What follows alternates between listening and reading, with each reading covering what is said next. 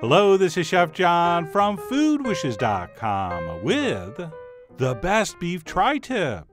That's right, I received a food wish recently for some good old-fashioned roast beef, which I'm using as an excuse to show you this incredibly easy and effective method for roasting beef tri-tip, which, by the way, is my favorite cut to use for roast beef. And if you're already a fan of tri-tip, I really think you're going to love this method. And if for whatever reason you're not familiar with this tremendously delicious triangle of meat, it is definitely time you get on that tri-tip tip.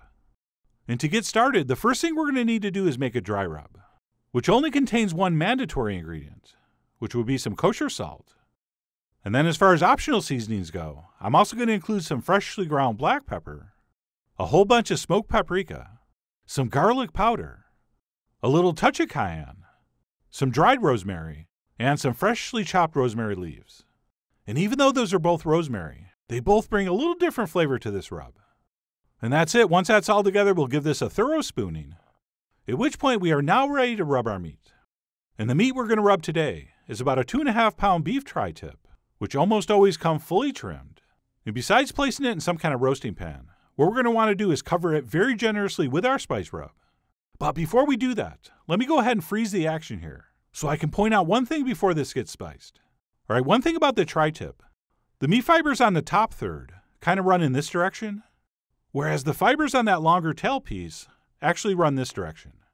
And since we always want to slice across the grain, later after this is cooked, you're going to see me cut this in two pieces, dividing it basically where those grains change directions.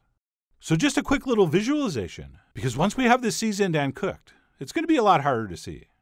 But anyway, like I said, we'll go ahead and coat this with our spice rub, extremely generously on both sides. And then besides that, any excess that falls in the pan, we'll use that to press into all the other sides and edges. Oh, and just a quick reminder that this is actually a roast beef technique, and not necessarily a recipe. So other than the salt, you really get to use anything you want here. I mean, you are, after all, the Scottie Pippen of your beef tri-tippin'.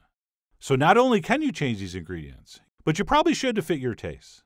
And that is no bull. But anyway, we'll go ahead and make sure our tri-tip is covered completely with our rub. And once that's set, it is now ready to transfer into the center of a very low 225-degree oven for about an hour and a half, or until it reaches an internal temp in the thickest part of 130. If that is, you want a nice rosy pink medium rare. And because the oven temp's so low, we're really not going to get a crust on this, nor do we need one. Okay, if you want to sear this beforehand, go ahead. But tri-tip is so beefy and flavorful, I really don't think you need to. Although, if you can remember, halfway through your cooking time, give it a flip, because the meat coming in contact with the pan is always going to cook a little quicker, and you will achieve a little more doneness, uniformness, which I'm hoping is a word.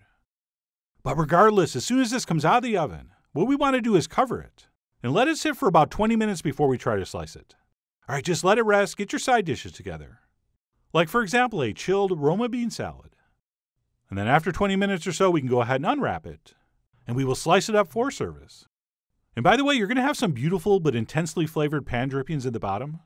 And it would not be a bad idea to splash in about a half a cup of beef broth or chicken broth, and then use that to drizzle over your slices.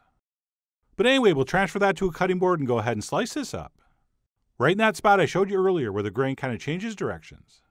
And like I said earlier, it's kind of hard to see here, but in person with this right in front of you, it's going to be pretty easy to recognize where you should cut. And as you can see from that big piece, those long fibers are running across the whole width. So when we go to cut that piece, we will turn it and cut across.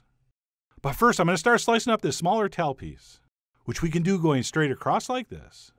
And it's always a great sign when the most cooked, smallest end pieces are still moist and tender, which these really were. Not to mention the flavor was magnificent.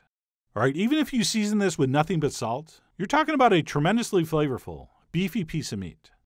And above and beyond the great taste and texture, a tri-tip is such a good cut of meat for a party, because even if you only cook it to 130 like I did, you're still going to get some slices that are medium well and medium. And as you continue to slice in, you'll get to the medium rare. And in the thickest parts, you might even get a few rare slices. And I don't always get these camera angles right, but this time as I slice, you can really see how incredibly juicy this is, which is mostly thanks to that very low roasting temperature, which sort of mimics what would happen if we were smoking this. And I totally could have ate most of this right off the cutting board. But I decided to plate up some of my larger and pinker pieces next to a very tasty and refreshing Roma bean salad. And of course, we're going to spoon over a little bit of those diluted pan drippings. And that, my friends, is my favorite way to do what people simply call roast beef. And while tri-tip is not a super cheap cut of beef, it's also not that expensive either. It's kind of in the middle. And there's really no fat or connective tissue you have to worry about.